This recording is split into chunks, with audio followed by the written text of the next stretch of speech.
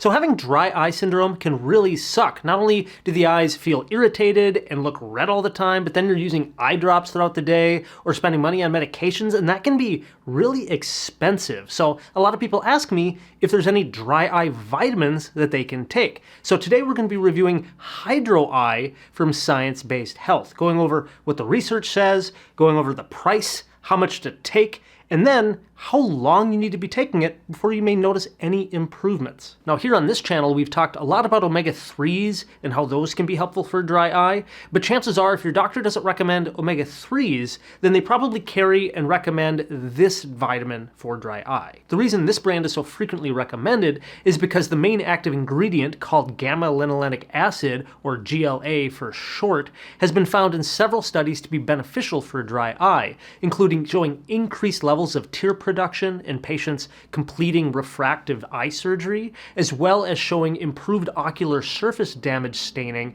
in patients with Sjogren's syndrome, an autoimmune condition that results in very serious and severe forms of dry eye. There's also a publication showing improved comfort with contact lens wear after using the supplement, as well as improvement in meibomian gland dysfunctions of the eyelid when used in conjunction with good regular eyelid hygiene habits. And this exact product was used in a multi-centered, double-masked, placebo-controlled trial. This study was published back in 2013, where they randomly assigned dry eye sufferers to either receive HydroEye as a supplement or a placebo that was a gel capsule filled with sunflower oil. Both groups were then instructed to take the supplement for at least 6 months and were not allowed to use any other dry eye medication or anything other than just using refresh artificial tears. And over the course of the study, they tracked the participants' symptoms of dry eye through an OSDI score. They also measured their tear production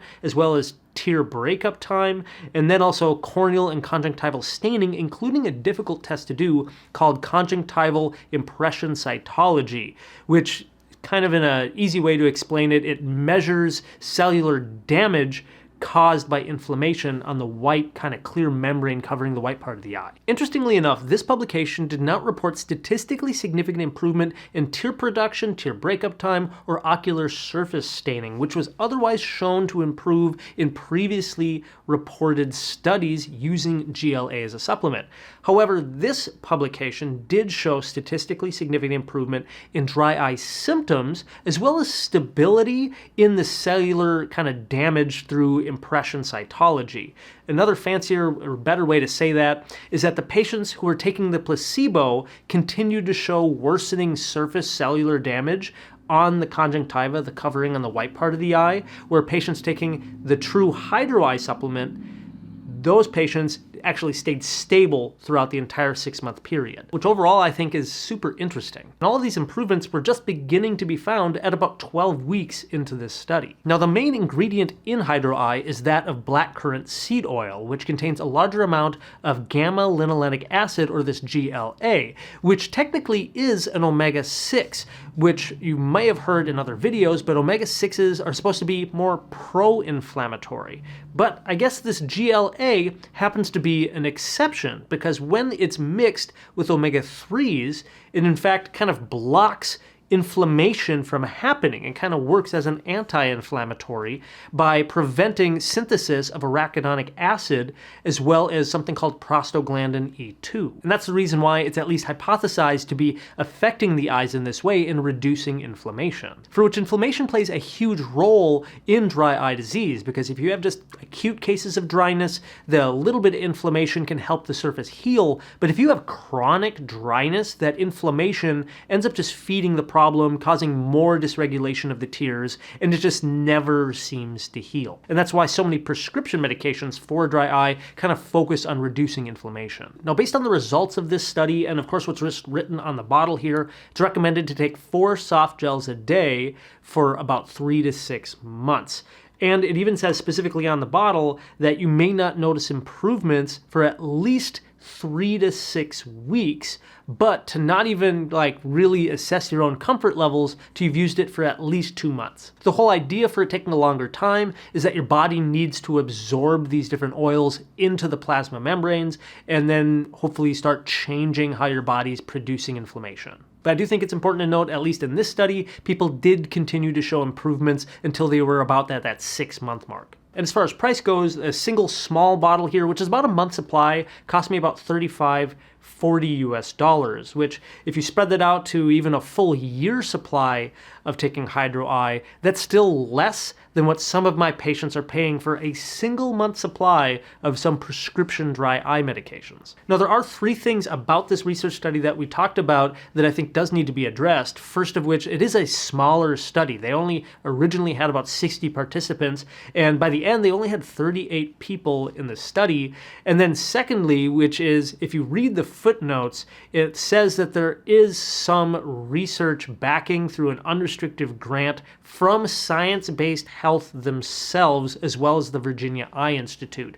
That sort of support, like conflict of interest, doesn't completely discredit the study or their findings, but it is something important I think we need to pay attention to. And then finally, I'm personally kind of curious if they're really thinking that GLA and the EPA are the primary lifters in affecting this inflammation, then why do they include so many other vitamins in this particular mix of vitamin A, vitamin C, vitamin E, B6, and magnesium? I would personally like to know more about each one of those individual vitamins and minerals and how they interact and affect the eye in terms of dry eye as well. Like, how do they know that it wasn't those other supplements that are reducing the inflammation, improving the dry eye symptoms, and it wasn't just the GLA and the EPA? Now again, other than just this one study, there are again several publications showing support in improved tear production, improved ocular surface staining, and even improved meibomian gland dysfunction with use of GLA, the active ingredient in the black currant seed oil in HydroEye.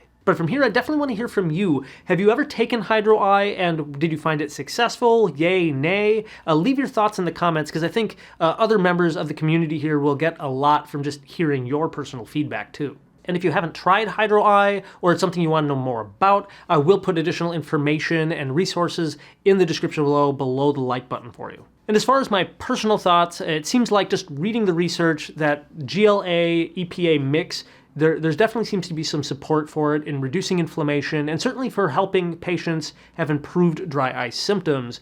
As far as kind of who I think it's going to be best for, probably patients who have really kind of mild or early starting development of dry eye disease. But I think for patients who have certainly more severe cases, while it could maybe help a little bit, I'm pretty confident that my patients would still need some more intense medical therapy or procedures in the clinic to help bring inflammation down and repair the ocular surface.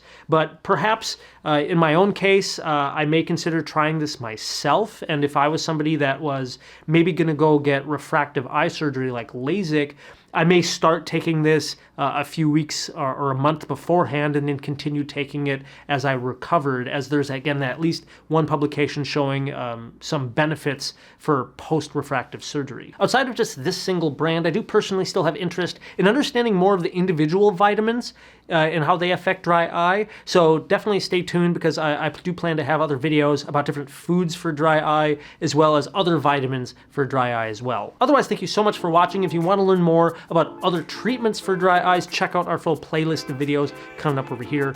Again, Dr. Allen here from Dr. Eye Health. Keep an eye on it, and we'll see you in the next one.